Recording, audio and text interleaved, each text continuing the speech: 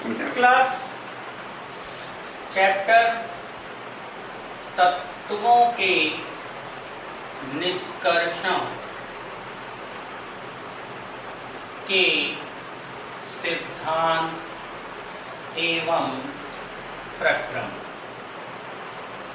के आज के टॉपिक में जो हम एल्युमिनियम का निष्कर्षण जिसे हमने हॉल विधि से किया, उस एल्युमिनियम के निष्कर्षण की दो प्रकार की विधियां अभी शेष हैं। इनमें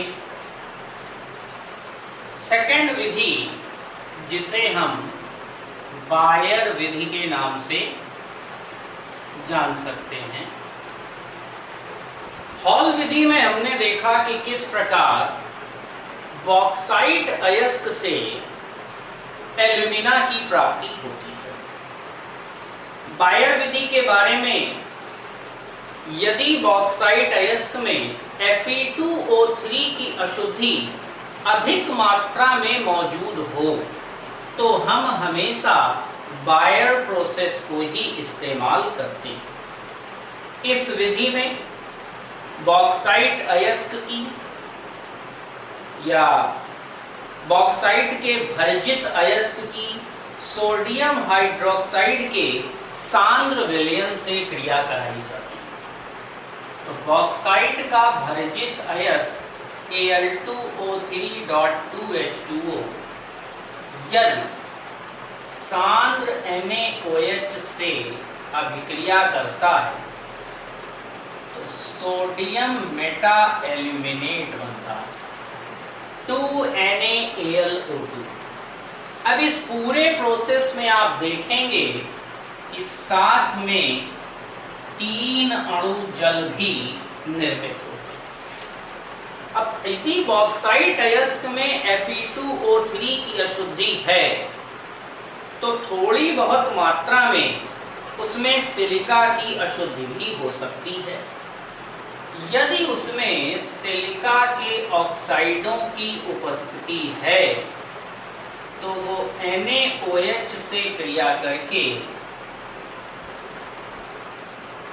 Na2SiO3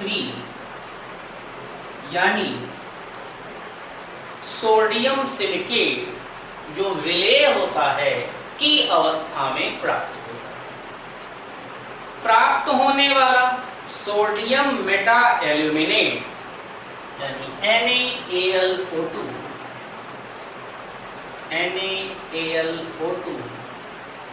जल से क्रिया करके AlOH का होल थ्राइस और NaOH निर्मित करता है। अब आपने देखा कि 4 हाइड्रोजन हैं, 3 ऑक्सीजन हैं। 3 ऑक्सीजन 3 हाइड्रोजन इसे प्राप्त हो, 4 हाइड्रोजन है और 4 ही ऑक्सीजन है तो 3 ऑक्सीजन 3 हाइड्रोजन इसे प्राप्त हो गए। और जो अवशिष्ट 1 हाइड्रोजन और ऑक्सीजन बचा उसने फाइनली एक हाइड्रोक्सिल समूह क्रिएट किया और वो सोडियम के साथ NaOH की पुनः प्राप्ति करा देता है।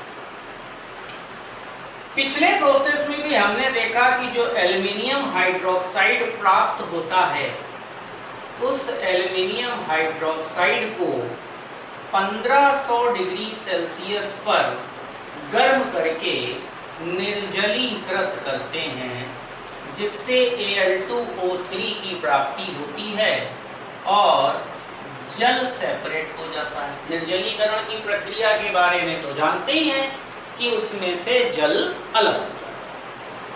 तो ये है बायर प्रोसेस। इस प्रोसेस को तभी प्रयोग करेंगे जब Fe2O3 की अशुद्धि अधिक मात्रा में मौजूद है। लेकिन Fe2O3 की अशुद्धि का अधिक मात्रा में मौजूद होना सिलिका ऑक्साइड की उपस्थिति को बिल्कुल नेग्लेक्ट या समाप्त नहीं करता। सिलिका ऑक्साइड की कुछ मात्रा उसमें हो सकती है तो वो सोडियम सिलिकेट के रूप में पृथक हो जाती है। तीसरा प्रोसेस कहता है सरपेट विधि।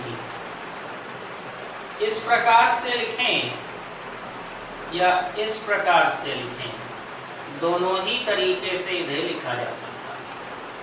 सरपेक विधि तब प्रयोग की जाती है जब Fe2O3 की अशुद्धि की मात्रा कम हो और सिलिका ऑक्साइड की अशुद्धि अधिक मात्रा में मौजूद है।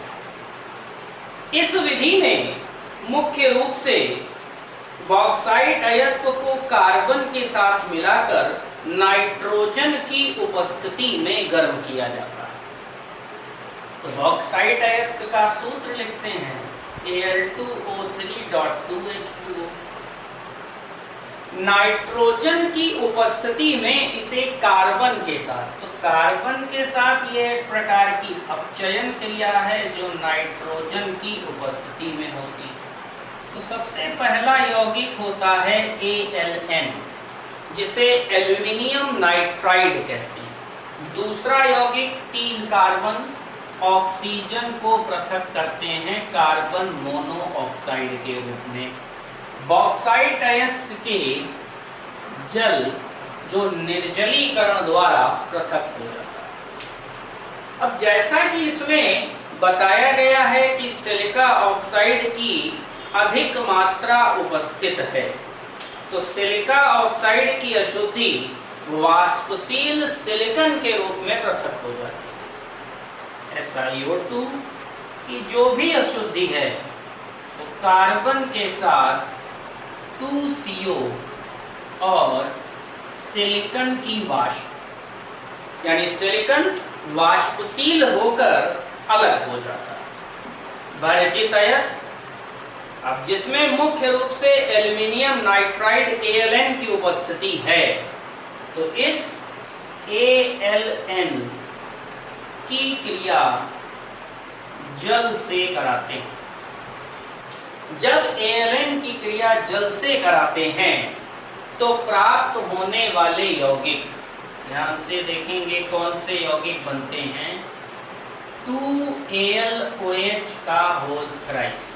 अब इसे बैलेंस करना हो, यदि बैलेंस करना है तो 2 तरीके से होगा, इसकी मात्रा बढ़ा दें तो बैलेंस होगा, अथवा इसकी मात्रा को घटा दें तो भी बैलेंस होगा।